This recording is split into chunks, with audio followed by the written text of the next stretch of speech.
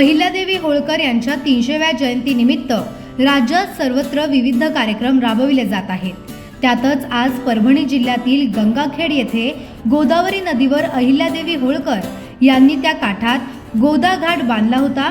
अहिल्यादेवी होळकर यांनी बांधलेल्या या घाटाची साफसफाई त्यांच्या जयंतीनिमित्त पालकमंत्री मेघना बोर्डीकर यांच्या उपस्थितीत आज करण्यात आली। पालकमंत्री मेघना बोर्डीकर यांनी या घाटाची साफसफाई केली आणि घाटाच्या समस्या देखील जाणून घेतल्या। येणाऱ्या काळात घाटाचा विकास केला जाईल असे आश्वासनही त्यांनी यावेळी दिले। या कार्यक्रमाला मोठ्या संख्येने गंगाखेडवासी उपस्थित होते।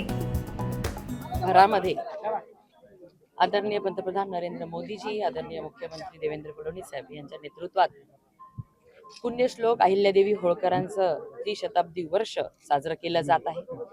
अहिल्यादेवींचा एवढा मोठा वारसा, त्यांचे विचार, त्यांच्या कामाची उदाहरणं पूर्ण भारतभरात 11,000च्या वरती घाट बांधण्याचं, बारवा बांधण्याचं, मंदिरं बांधण्याचं काम अहिल्यादेवींनी जे केलं, त्या सगळ्या कामाची प्रचिती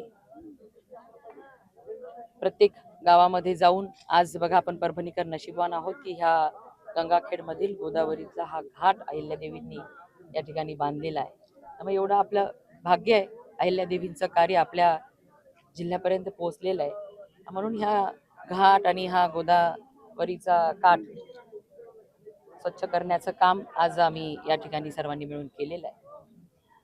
आणि अनेक चांगले कार्य अहिल्यादेवींनी आपल्या जिल्ह्यामध्ये, आपल्या राज्यात, देशामध्ये केलेले आहेत। त्या सगळ्या कार्याची ओळख परत एकदा लोकांपर्यंत पोहोचवण्यासाठी हे त्रिशताब्दी वर्ष, त्यांचे विचार, त्यांचा वारसा आणि त्यांच्या विचारावर, वारसावर नरेंद्र मोदीजी, देवेंद्र फडणवीस साहेब काम करतायत, हे जनतेपर्यंत पोहोचवण्याचं काम आम्ही सर्वजण करत आहोत।